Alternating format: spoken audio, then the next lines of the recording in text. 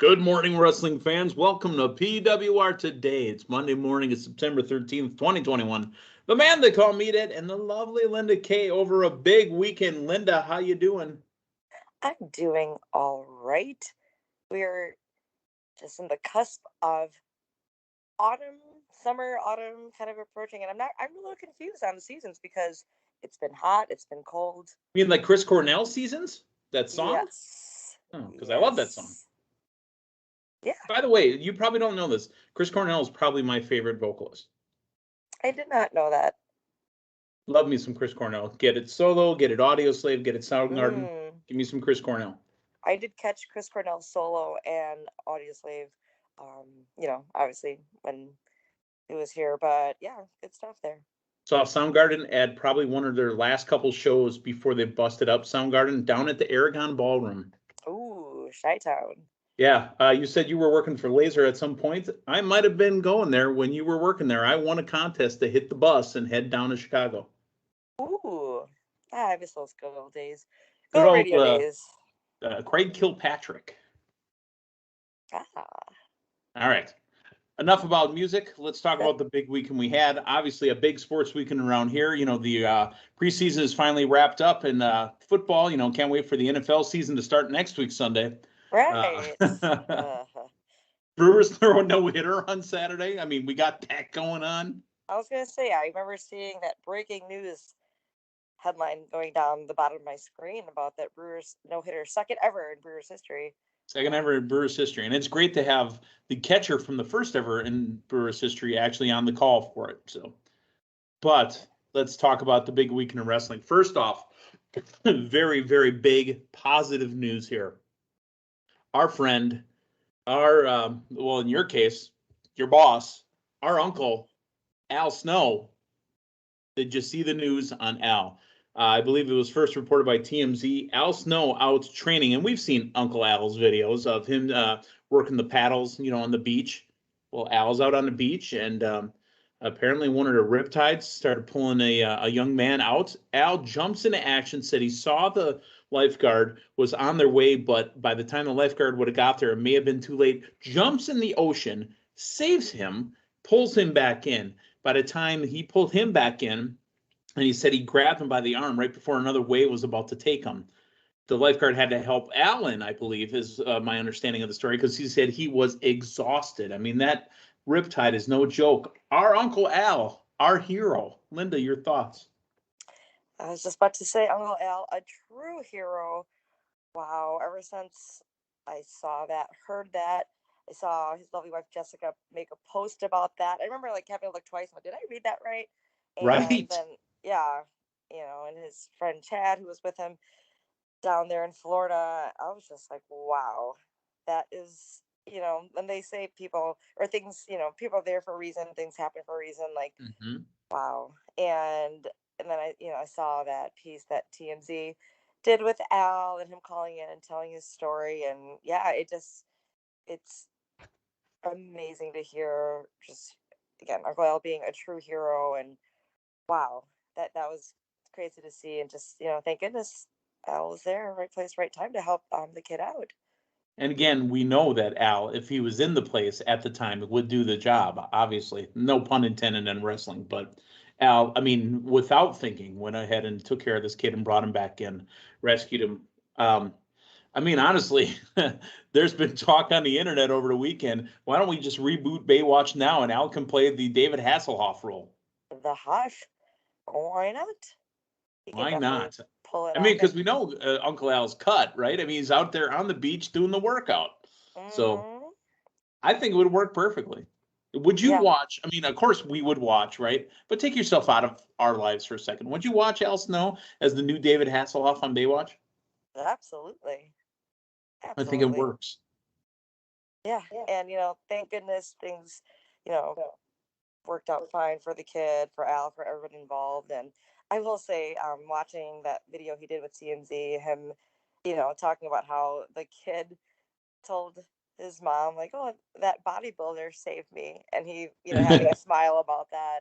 Like, that's great to hear, and just, later on, a couple recognizing Al from his WWE days, and all in all, a feel great, as I see. Not just feel good, but feel a great story. So It's thank you, fantastic. Uncle Al. Yeah.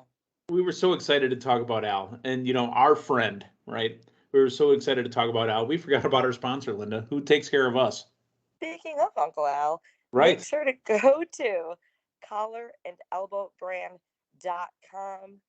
Look, hashtag tremendous, as Al Snow would say, in the latest and greatest in wrestling street fashions. And if you want to save a little money, use promo code Linda K. That's LINDAKAY at collarandelbowbrand.com. Save yourself a little bit of cash and look tremendous, like all of us in our collar and elbow gear. If only I could wear my collar and elbow gear and be half of what Al was. I'd be absolutely happy. So Indeed. we got other big news that popped over the weekend. This is WWE news, and it's specifically NXT news. Linda, you know that tomorrow night we are going to have almost a rebirth, a rebranding, dawn of a new day type deal with NXT. New day? New day? Yeah. Samoa Joe, the current NXT champion, vacated the title. He says that per his doctors in WWE, that Joe has to stop and rest for a while. He cannot compete. He said WWE's medical informed him that due to certain injuries that they'd like me to step away from the ring for a brief but indeterminate amount of time. He realizes this week they are on the cusp of a new NXT, on the brink of a new era in the history, and that era deserves a fighting champion. So Joe, via Twitter, says, I will be relinquishing the NXT championship. So I got to assume tomorrow night when they open up NXT, we have to address this. Now, Linda, I want to hear your thoughts on it. And you and I talked right before we got on the air. I'll give you my thoughts right after. Yeah, that is surprising news to hear. Whether it's shoot or work, I mean, I Right. feel it could have been addressed at the beginning of this new NXT. I feel it could have been done right there. It just as a lead-in, if you will, of this NXT version 2, if you will. I'm not sure. I'm really curious as to what the injury is, or if it's just something that Samoa Joe himself or WWE as a whole decided would be great to do going into this new reboot on tomorrow tonight. I believe it's a work. Okay. And here's why I say this. Yes, this is a big deal. They're going to get bigger ratings than they probably would have if it would have been a normal NXT. However, if this wasn't such a big deal to get started, they would have just done this on TV.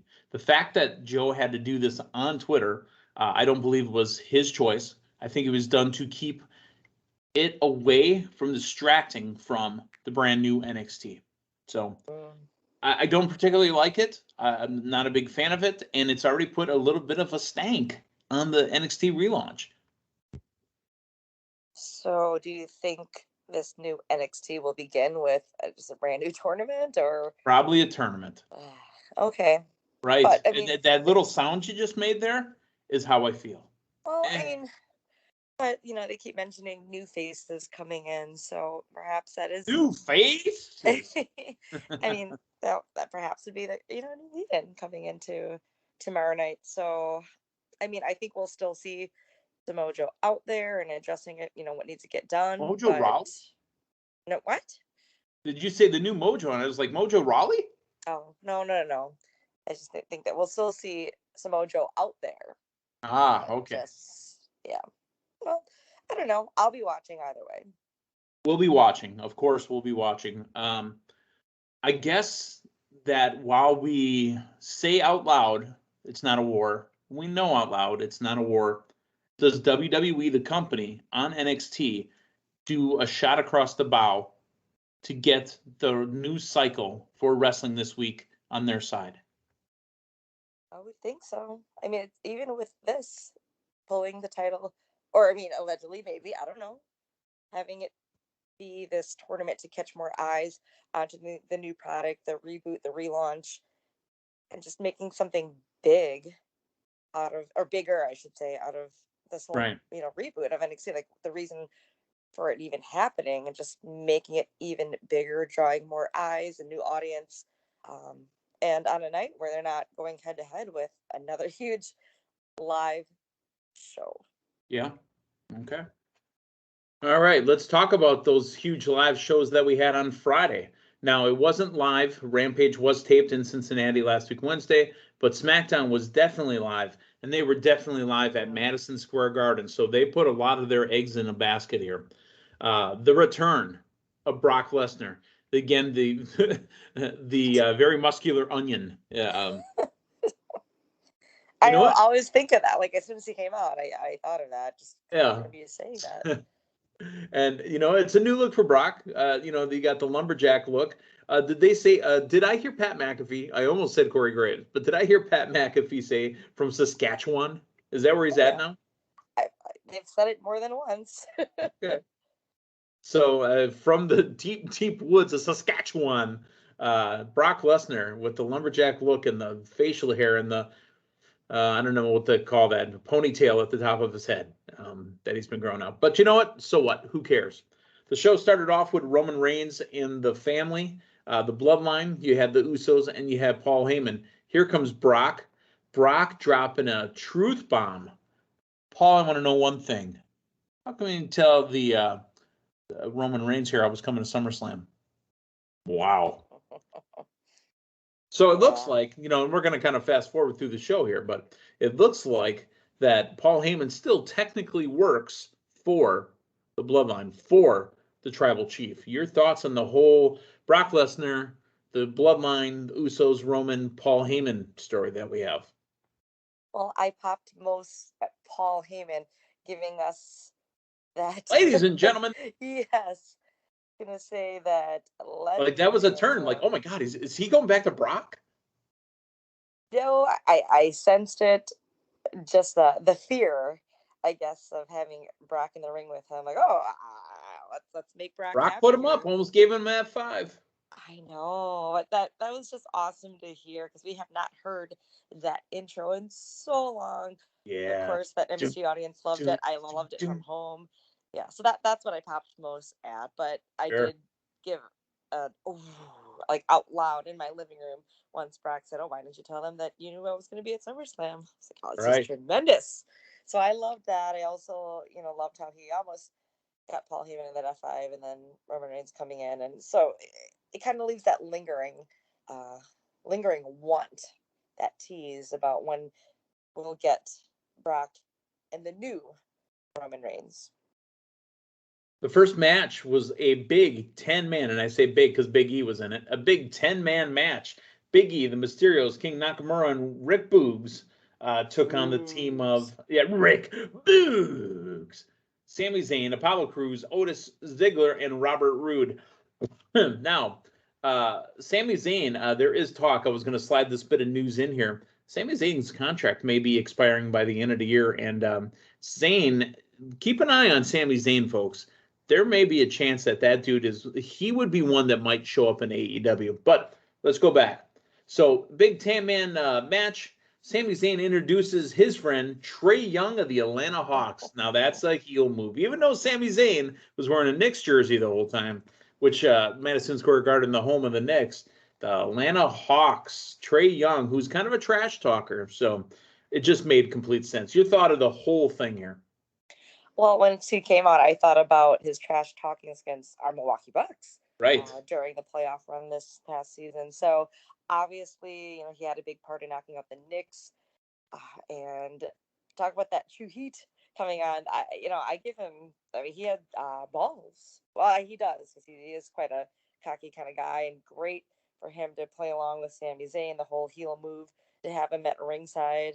And I thought it was even better that he interfered, and then the ref kicking away from ringside. That just made the payoff for that audience. So that was cool to see, to bring him in. They didn't have to do that, but it definitely added just to. It was fun. True heat. Yeah, absolutely. Yeah, it was absolutely fun. Mm-hmm. And him causing interference with Rey Mysterio getting caught. So. Right.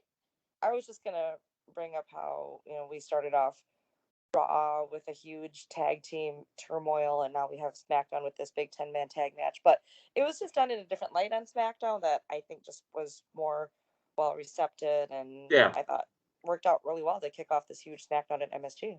You know what really looked cool? Becky Lynch is smoking hot right now. Holy smokes. I love that Becky Lynch look. The man stuff was cool, but Becky Lynch in that just baller red, I don't know what kind of fur that is, faux fur or whatever it is, the glasses and the just hot. She looked hot. Your talk on Becky Lynch going off on the WWE Universe during their contract signing. Well, I thought that was great. I mean, we saw her the week prior. Talk about hot. I liked that outfit she had on SmackDown the week before. This other Becky look, there were talks of her coming as a, true heel, and we've got it. I like this new cocky look. Yeah, she is the man still, but for her coming back, I like us seeing this again, new Becky Lynch, if you will. Definitely a heel that she's pulling off this I'm the best, the man, just really, really well and looking great. I was not expecting her to come out for that contract signing in a fur coat, faux fur, or whatever, red fur. She looks great. And she pulled that off really well, her and Bianca. We got this match now in the books for Extreme Rules. And, I am actually looking forward to this one because I want that payoff. We talked about this the day after SummerSlam. I want that payoff against the man and our champion for most of this year, Bianca Belair. Yeah, I agree. A very big match, Seth Rollins and Edge, a curb stomp on Edge's neck, and he was taken away in a stretcher. Yeah. The Bell Ambulance, by the way, if you want to take a ride, if it doesn't say Bell on the side, you've just taken for a ride. Yes. Little Milwaukee note there for anybody listening.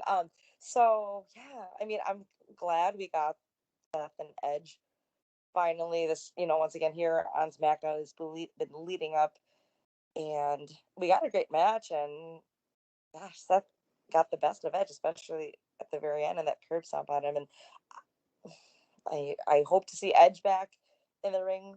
He's hot, and we would welcome Edge back with open arms once again. I think we can get another match between Edge maybe and Survivor Rollins. Series, maybe Rumble. Mm-hmm. I mean, hopefully let him be part-time and come back. Yeah.